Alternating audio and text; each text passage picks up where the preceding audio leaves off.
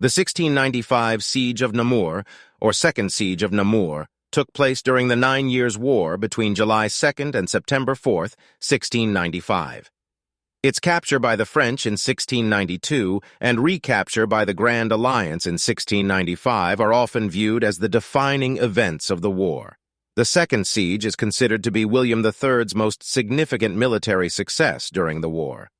Namur was divided into the city, with the residential and commercial areas, and the citadel, which controlled access to the rivers Sambre and Meuse. In 1692, the Dutch military engineer Menno van Coehoorn made the citadel one of the strongest defensive points in Flanders, but the garrison was less than 5,000, many of them poorly trained Spanish troops with low morale. While the outer city fell relatively quickly, capturing the citadel took the French over a month, and they were nearly forced to withdraw by torrential rain and sickness. This was partly due to the terms negotiated for surrendering the city. Van Coehoorn agreed not to fire on the city from the citadel in return for the French agreeing not to attack him from that direction, making it almost impregnable. After its capture, Namur's defenses were significantly upgraded by Vauban. After 1693, Louis XIV assumed a largely defensive posture in Flanders. French victories at Steinkirk and Landen and the capture of Namur, Mons, Huy, and Charleroi Fai led to force the Dutch Republic out of the war. The cost had exhausted the French economy, with crop failures in 1693 and 1694 causing widespread famine in France and northern Italy. The Dutch Republic remained intact, and the alliance held together under William through 4 years of war. Their losses were damaging but not critical. In 1694, they had recaptured towns like Huy and Dixmude, and by 1695, they held a numerical advantage for the first time. However, the Allies had also reached the limit of their resources. The 1690s marked the lowest point of the so-called Little Ice Age, a period of cold and wet weather affecting Europe in the second half of the 17th century. Spain and Scotland in particular experienced famine. The harvest failed in 1695, 1696, 1698, and 1699, and an estimated 5–15% of the population starved to death. While this theater is commonly referred to as Flanders, most campaigning took place in the Spanish Netherlands Warswater, a compact area kilometer-strips wide, the highest point only 100 meters above sea level, and dominated by canals and rivers. In the 17th century, goods and supplies were largely transported by water, and the war was fought for control of rivers such as the Lys, Sambre, and Meuse. Retaking Namur became the key objective for 1695, as its location between the Sambre and Meuse made it a vital part of the barrier system. This was a chain of fortresses in the Spanish Netherlands that the Dutch viewed as essential for defense against French invasion, and possession would be extremely advantageous in any peace negotiations. The French commander in Flanders, Marshal Luxembourg, died in January 1695 and was replaced by the less talented Villeroy. French strategy for 1695 was to remain on the defensive, and Boufflers spent April constructing entrenchments between the rivers Scheldt and Lys, from Courtrai-Kortrijk to Avelgem. William marched on these in June with the bulk of the Allied force, but secretly detached Frederick of Prussia to Namur.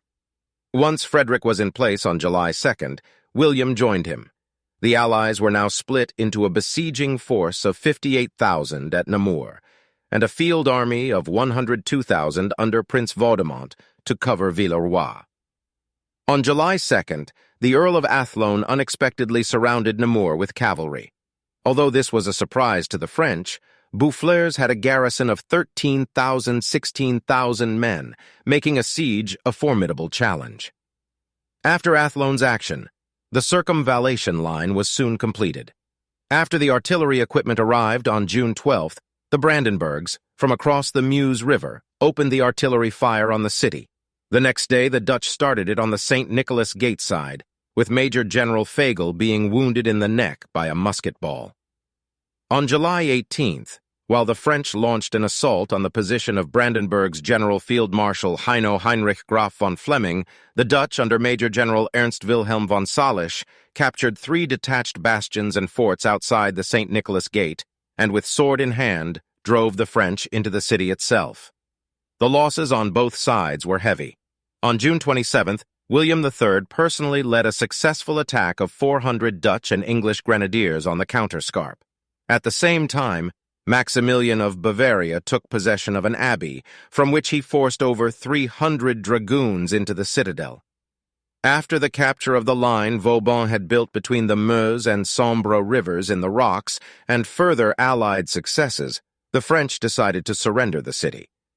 After August 4th, only the citadel was still in French hands. It was a major achievement for the Allies, but Bouffler's energetic defense prevented them from taking advantage of French weakness elsewhere, an achievement recognized by Louis by promoting him to field marshal. Neither side was capable of mounting an offensive in 1696, and serious fighting came to an end, although Louis made one final demonstration prior to the signing of the Treaty of Ryswick in September 1697. Namur showcased Cohorn's offensive tactics and also the defensive precepts set out in his 1685 work, New Fortress Construction, or Nieuwe Vestingboe op een Nata of Laga Horizont. These can be summarized as follows. 1. Passive reliance on fortifications was not enough. And 2. In trying to hold an entire town, defenders simply risked losing it very quickly. This meant dividing the fortifications into inner, the citadel, and outer, the city, and conducting an active defense that used constant counterattacks to keep the besiegers off guard. Boufflers applied these concepts but jeopardized his defense by committing too many troops to the outer city without means of retreat. He would apply these lessons at the Siege of Lille in 1708. Historian John Lynn summarized his defense of Namur as follows. He demonstrated one could effectively win a campaign by losing a fortress, provided you pinned down and exhausted the besieging force in the process. He conducted a classic active defense, launching attacks by the garrison on the enemy's siege works and contesting every advance as best he could. Prisoners were normally exchanged as soon as possible, partly because neither side wanted the expense of having to feed them. On these occasions, the French refused William's request for the return of the 7,000 troops captured at Dixmude and Deinze due to a dispute over the terms of their surrender. By now, a shortage of manpower was a problem for all combatants. Many of the rank and file were forcibly enlisted into French regiments and sent to fight in Italy or Spain. Desertion from one army to another to receive a signing-on bonus was common, particularly as these were paid immediately and wages were often months in arrears. As recruiters were paid for each man they enlisted, several thousand additional soldiers represented significant profits for the French officers involved. In retaliation, despite the garrison of Namur being allowed to surrender on terms, Boufflers was taken prisoner and released only when the remaining Allied prisoners had been